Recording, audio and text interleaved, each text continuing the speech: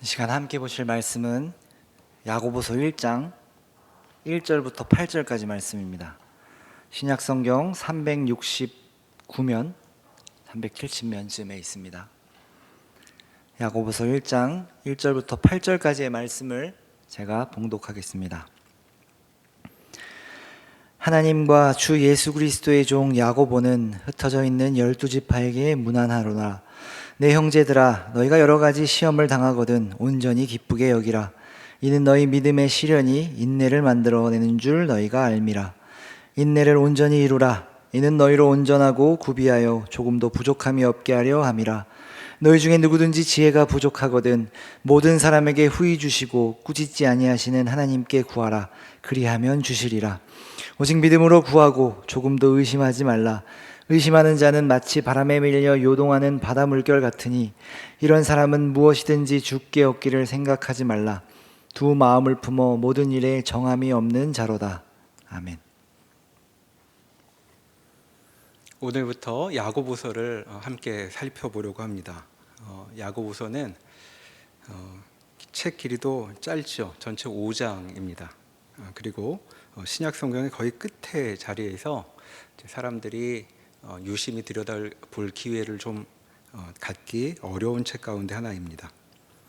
성경을 통독한다고 해도 우리가 보통 마태복음부터 신약을 읽기 시작하니까 신약 27권 중에 20번째에 해당하는 야고보서까지 도달하기가 쉽지 않습니다. 또 성경 공부 우선순위에서도 이제 야고보서 같은 책은 좀 뒤로 밀리죠.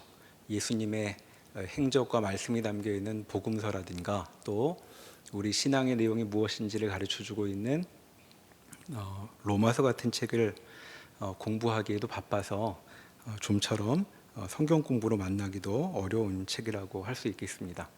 이렇게 손에 잘 잡히지 않으니 이 시간에 우리가 함께 야고보서를 배우며 하나님의 말씀이 무엇인가 들어보려고 하는 것이죠.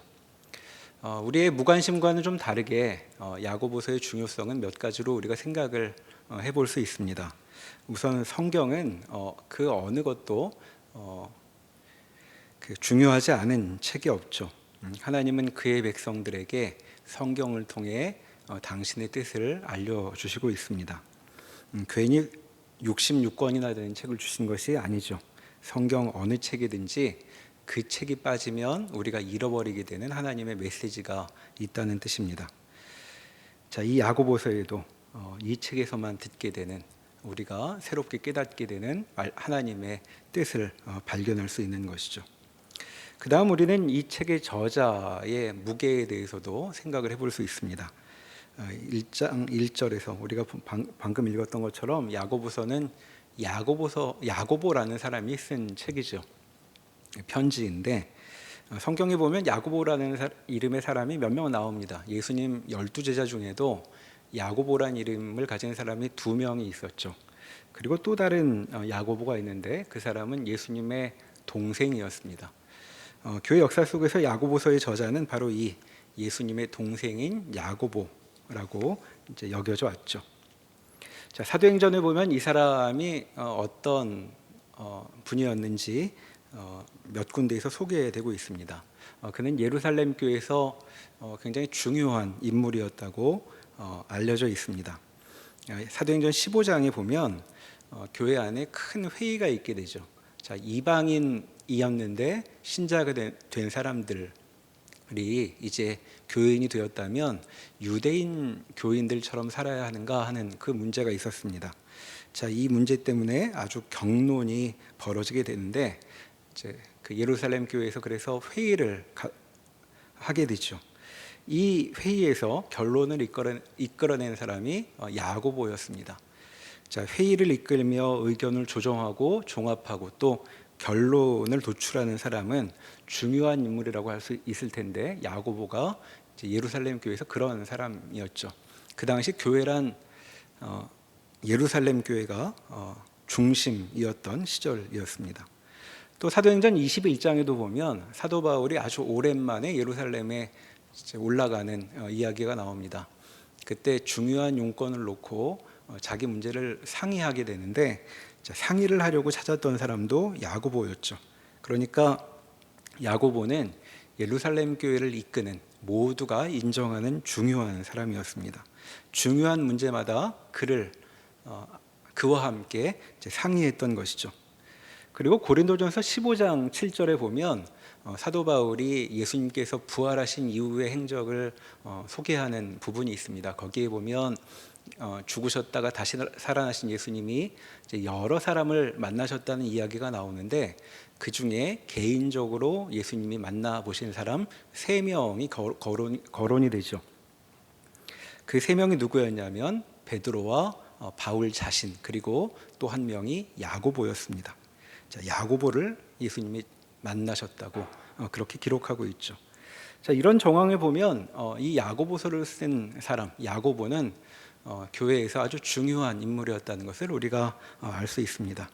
야고보서 자체만 놓고 보면 신약 27권 중에 한 권에 불과한 것 같고, 그리고 신약 성경 전체가 260장으로 구성되어 있는데 겨우 5장밖에 안 되는 책이긴 하지만, 이제 야고보를 통해 전달된 하나님의 말씀은 결코 가벼운 것이라고 볼 수는 없는 것이죠. 마치 우리가 대화할 때 평소 말수가 적은 사람이 입을 열 때면 우리는 긴장하기도 합니다. 자, 적은 말만 남긴 사람들의 말, 함부로 입을 열지 않는 사람의 말은 우리가 더욱 유심히 집중해서 들어야 하는 것이죠. 우리가 야고보서를 열면 바로 그런 분위기를 느끼게 되는 것입니다. 자, 오늘은 세세한 내용으로 들어가기 전에 야고보서 전체를 대할 때 우리가 기억해야 할 한 가지 점을 좀 집중해서 생각을 해보려고 합니다. 자, 그것은 무엇이냐 하면 야고보서의 특징 가운데 하나는 명령문이 아주 많다는 것이죠. 오늘 읽은 1장 1절부터 8절의 말씀만 보아도 그런 점이 분명히 드러납니다. 다시 성경을 보시면 이런 식이죠. 2절에 보시면 시험을 당하거든 온전히 기쁘게 여기라. 4절에 인내를 온전히 이루라. 또 5절에도 하나님께 구하라. 6절에는 믿음으로 구하라. 조금도 의심하지 말아라. 7절에 이런 사람은 죽게 얻기를 생각하지 말라. 이렇게 명령문이 계속해서 이어지고 있습니다. 자, 간단히 말하면 야고보서에는 뭐 해라, 뭐 하지 말아라 이런 투의 말이 계속되고 있는 것이죠.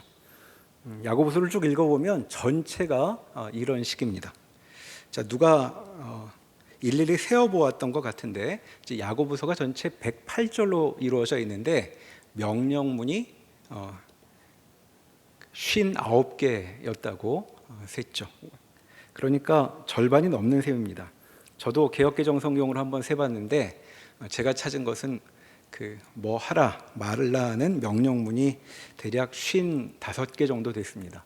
자, 그러니까 2절마다 명령이 하나씩 나오는 셈이죠. 자, 그런데 생각해 보면 우리가 이런 투의 말을 별로 우리는 좋아하지 않습니다. 자, 이 말투야말로 우리가 부모님과 대화하기를 싫어하는 대표적인 이유 가운데 하나라고 말할 수 있겠습니다. 자, 꼰대들이 한다고 우리가 싫어하는 행동이 바로 이런 것이죠. 이래라 저래라 자꾸 강요하는 것. 자, 그래서인지 우리가 성경을 읽을 때도 이제 이런 말투를 만나면 마음에 부담이 생깁니다. 불편하죠. 자, 성경을 읽으면 또 교회 나오면 자꾸 뭘 하라든가 하지 말라든가 하는 말을 계속 듣게 되는 느낌이죠. 그래서 성경도 안 펼쳐보고 싶고 교회도 나오고 싶지 않을 때도 많습니다. 그런데 야고보서야말로 정말 이런 말투의 끝판왕이라고 말할 수 있는 책인 것이죠. 자, 그래서 우리는 야고보서를 시작하면서 이 성경, 이 명령이 여기저기 많이 나오는 이 성경을 어떻게 읽을 것인가, 좀 더 구체적으로는 성경에 나오는 이 명령을 우리는 어떤 식으로 대해야 하는가 하는 점을 먼저 생각해 보는 것이 좋겠습니다. 자, 성경에 명령이 많다는 것은 널리 알려진 사실입니다. 심지어 구약 성경은 별칭이 율법이죠. 자, 가뜩이나 평소 듣는 잔소리도 싫은데 굳이 교회까지 와서 이런 소리를 계속 들어야 하는가? 자, 우리는 이런 선입견을 좀 조정해 볼 필요가 있습니다.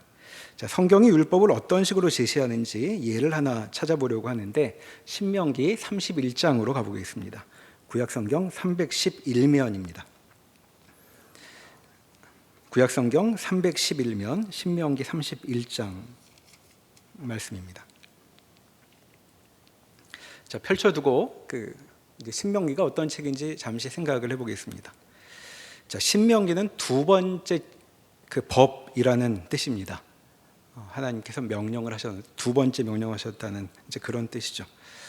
자, 모세는 이제 곧 죽을 예정입니다. 그러니까 죽기 몇 달 전에 그가 행한 것이 무엇이었냐면 이스라엘 백성을 전부 소집해서 하나님의 율법을 집중적으로 가르쳤던 것이죠. 자, 신명기 거의 전체가 그때 가르쳤던 하나님의 율법을 담고 있습니다. 30장까지 계속 그 이야기였죠. 자, 그렇게 모세는 하나님의 율법을 정성껏 아주 집중적으로 가르쳐 왔는데, 자, 그것을 다 가르친 다음에 하나님께서 모세에게 나타나시죠. 자, 31장 15절과 16절의 말씀을 함께 보시겠습니다. 신명기 31장 15절 16절입니다. 제가 읽겠습니다. 여호와께서 구름 기둥 가운데에서 장막에 나타나시고 구름 기둥은 장막문 위에 머물러 있더라. 또 여호와께서 모세에게 이르시되 너는 내 조상과 함께 누우려니와 이 백성은 그 땅으로 들어가 음란히 그 땅의 이방신들을 따르며 일어날 것이요 나를 버리고 내가 그들과 맺은 언약을 어길 것이라. 자, 지금 하나님께서 모세에게 하시는 말씀이 무엇일까요? 자, 이 백성이 그 땅의 이방신들을 따를 것이다, 이렇게 말씀하십니다. 자, 하나님 외에 다른 신을 너희 앞에 두지 말라라는 것이 10계명 중에 첫 번째 계명이었습니다. 그러니까 이스라엘 백성이 곧 이 첫 번째 계명부터 어기기 시작할 것이라고 말씀하시는 것이죠. 자, 그렇게 시작해서 그들은 내가 그들과 맺은 언약을 어길 것이라에 이릅니다.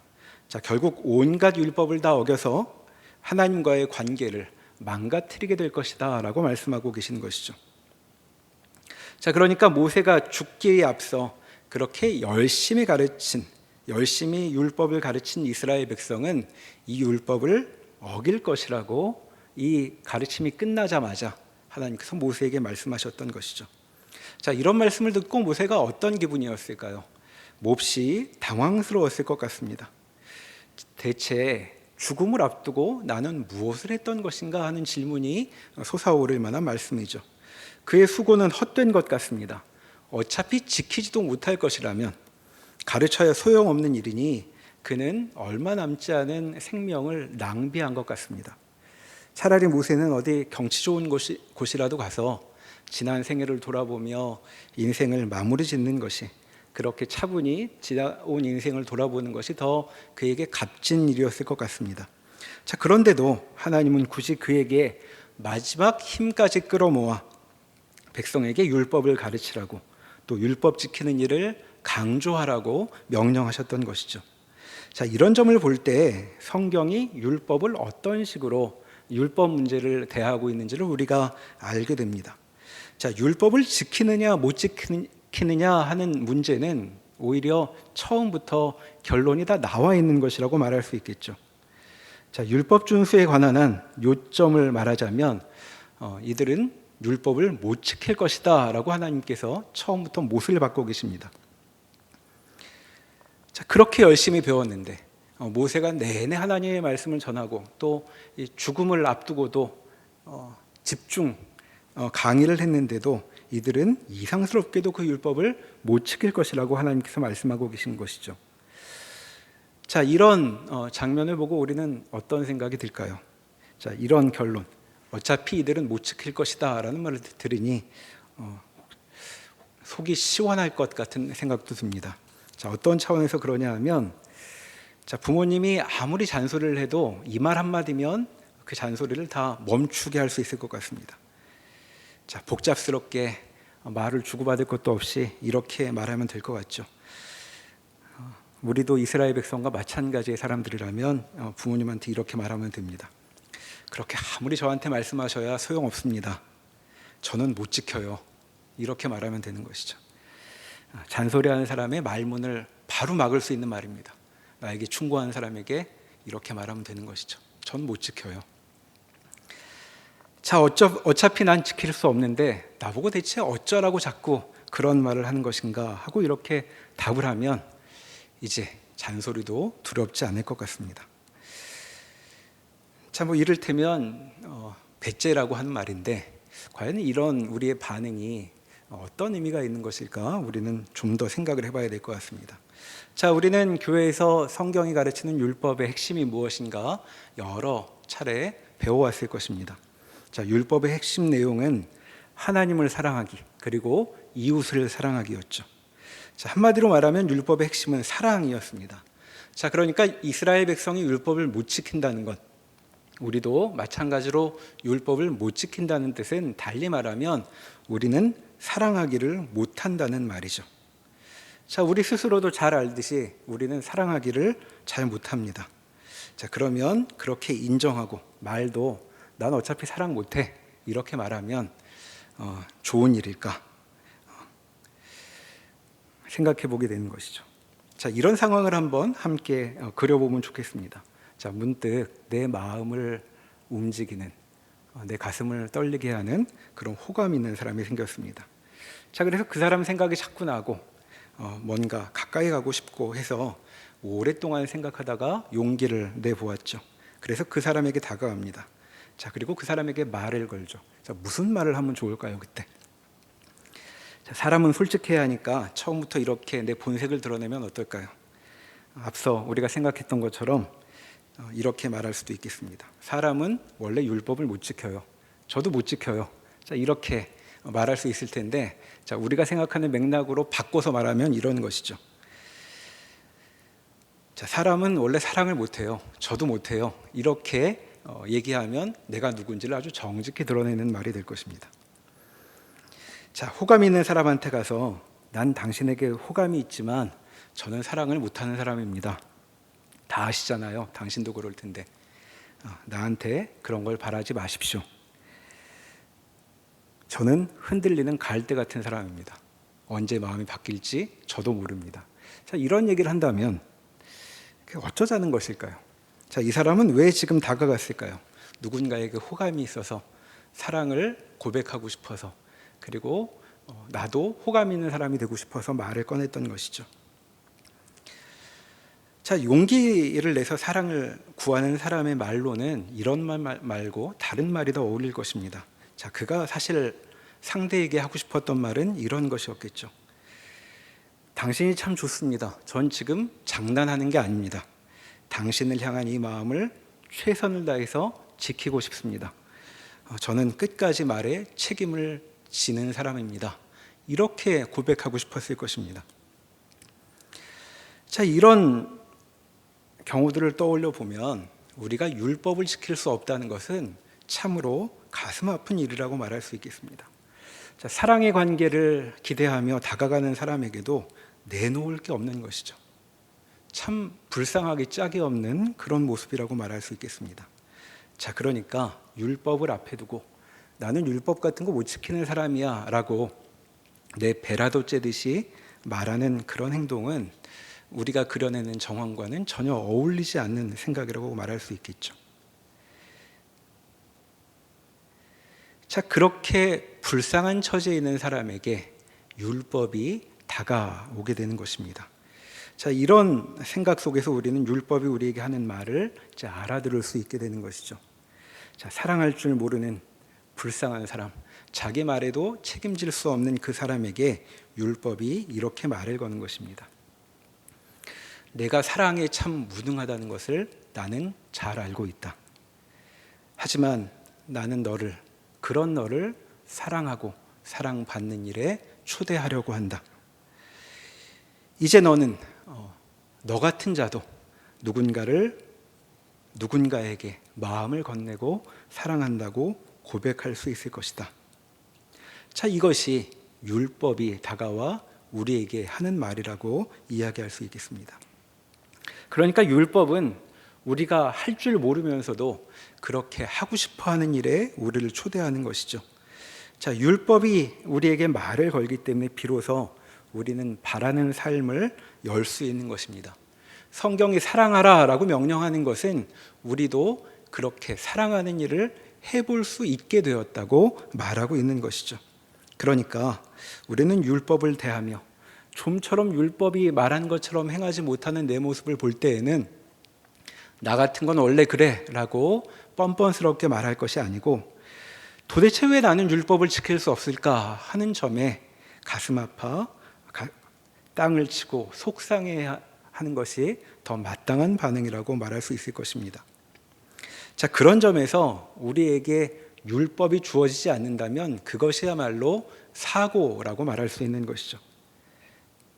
왜냐하면 우리에게 그런 율법이 주어지지 않는다면 우리는 그런 멋진 일에 참여할 수 있는 기회를 박탈당하는 것이기 때문입니다. 하나님이 우리를 다 아시니까 너는 사랑 같은 거 하지 말고 살아라 라고 하면 좋았을까요? 그렇다면 우리는 누구에게도 다가갈 수 없고 누구도 우리에게 다가오지 못하게 될 것이기 때문입니다. 자, 그러니까 우리는 살면서 진지해질 때면 율법을 지키고 싶어지는 것이죠. 율법이야말로 우리에게 살 이유를 열어놓고 있기 때문입니다. 자, 그러니까 이제 성경에서 그 명령을 만나게 되면 율법의 명령을 만나게 되면 먼저 무엇을 생각해야 하는지를 정리해 볼 수 있겠습니다. 자, 성경은 우리에게 율법을 지키느냐 못 지키느냐로 점수를 매기려고 하는데 관심이 있는 것이 아닙니다. 점수 같은 건 매기기에 앞서서 율법은 우리에게 열린 삶이 무엇인가를 보여주려고 하는 것이죠. 하나님이 그의 백성에게 율법을 주시면서 그에게 대체 어떤 삶이 새롭게 열렸는지, 그들도 어떤 일을 할 수 있게 되었는지를 말씀하고 계신 것입니다. 그러니 이제부터 성경에서 명령을 만나면 나한테도 이런 일이 같은 그런 느낌으로 반응하는 것이 더 어울리다고 말씀드릴 수 있겠습니다. 자, 이런 점을 먼저 기억해 두고 이제 야고보서 본문 내용으로 다시 돌아가 보겠습니다. 자, 다시 본문 야고보서 1장으로 넘어가 보죠. 신약성경 371면에 있었습니다.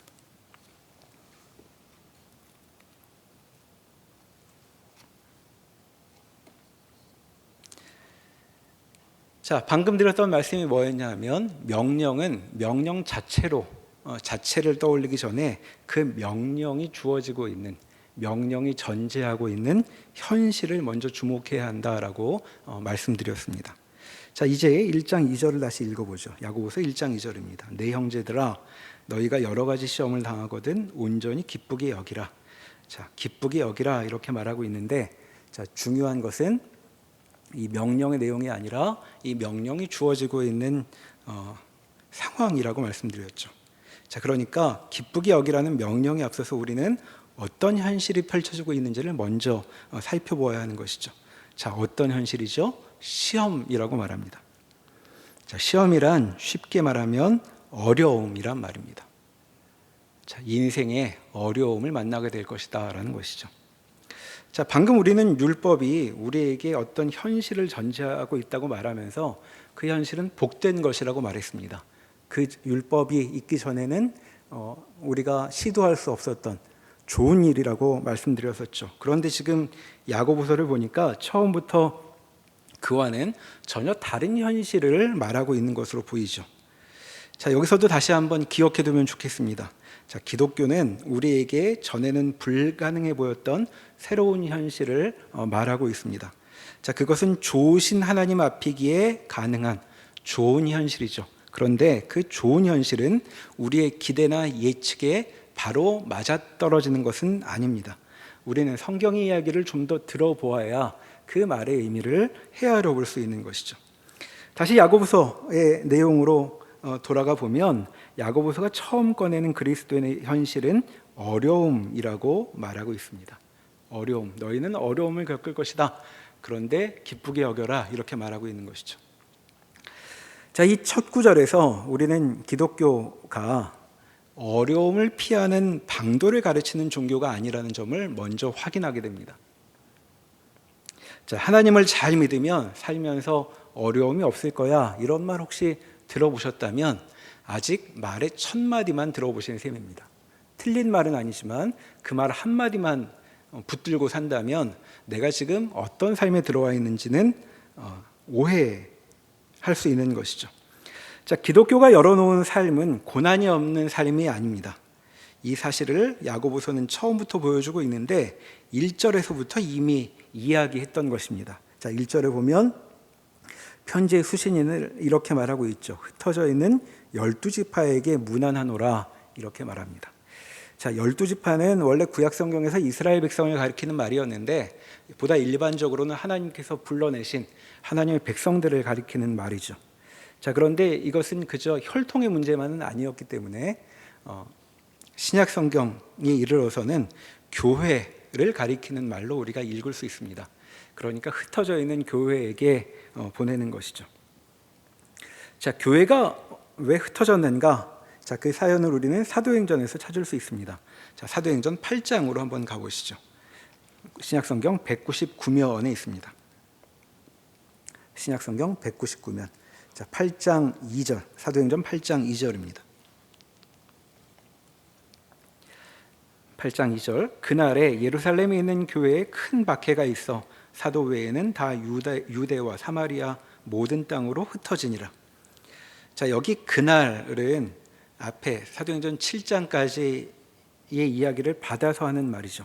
자, 그러니까 그날이 어떤 날인지 좀 앞으로 넘겨봐야 알겠습니다.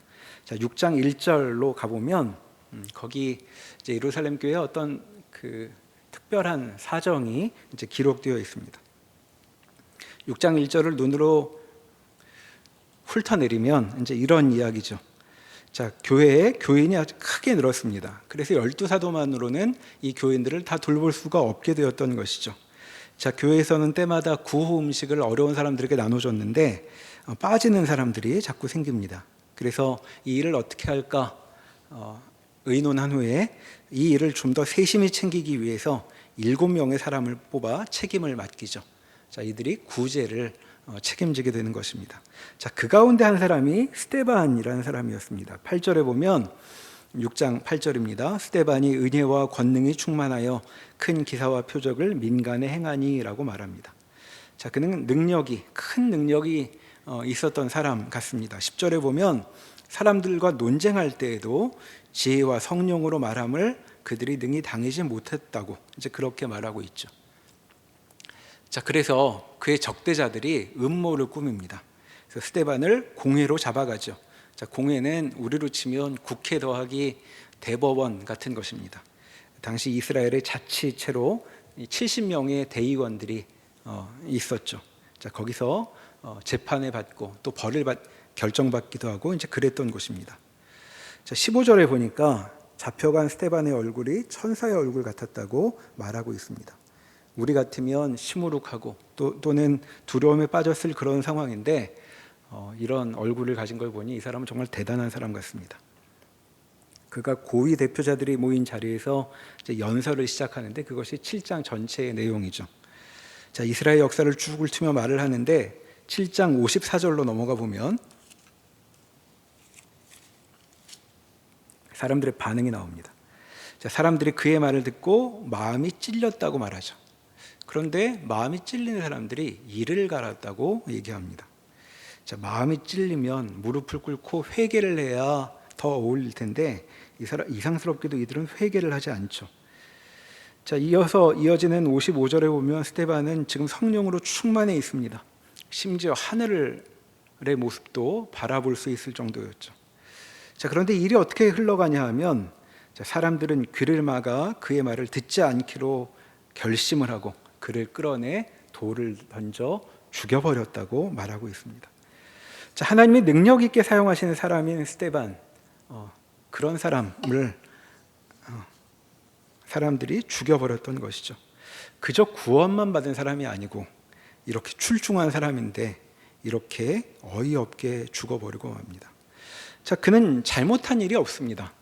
능력도 남달랐죠. 그런데 이렇게 비참한 죽음을 맞았던 것입니다. 자, 이게 신자가 겪는 어려움이죠.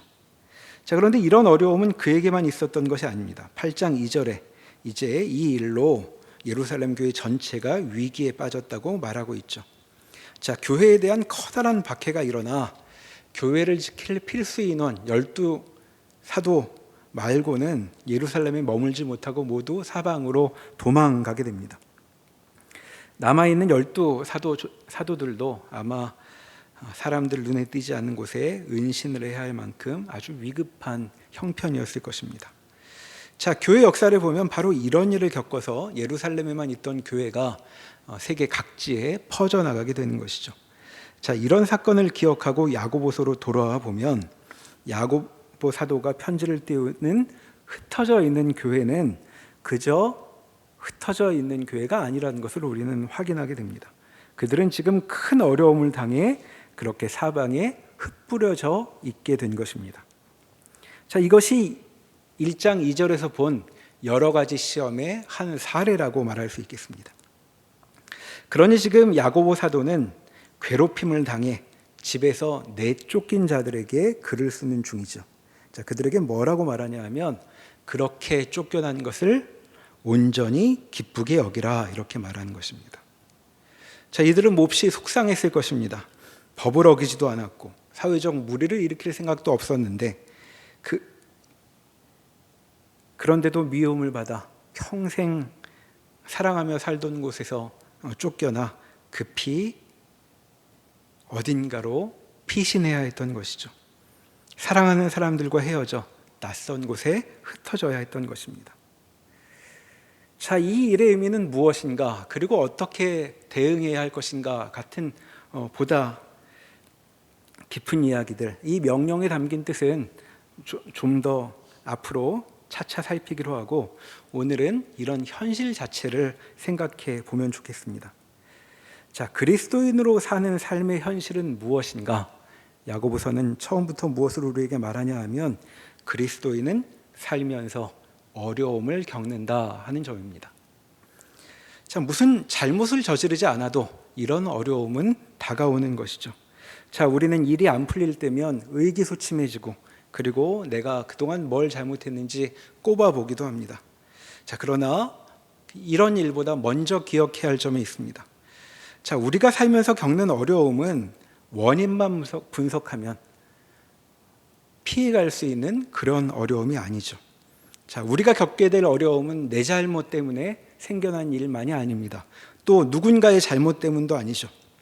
원인을 다 알 수 없는 상태에서 우리는 어려움을 겪을 것입니다. 자, 그러니 원인을 따져 반성하거나 또 누군가 내 인생을 이 꼴로 만든 사람에게 원수를 갚기 전에 먼저 기억하면 좋겠습니다. 우리는 이렇게 어려움을 겪으며 사는 사람들입니다. 원래 그런 것이죠. 사실 이 한 가지 사실만으로도 이 세상에서 말하는 아주 커다란 지혜를 갖는 것이라고 말할 수 있겠습니다. 살면서 겪는 어려움들을 피해가지 않기로 하는 것, 이 세상에 나와 있는 깊이 있다고 하는 많은 책들의 핵심 메시지라고 말할 수 있겠습니다. 자, 그런데 성경은 그보다 더 이야기하죠. 자, 앞으로 더 살펴보겠지만 야고보의 명령, 그의 권면을 우리는 더하여 기억해야 합니다. 자, 그리스도인의 현실은 그저 괴로움으로만 설명되는 것은 아닙니다.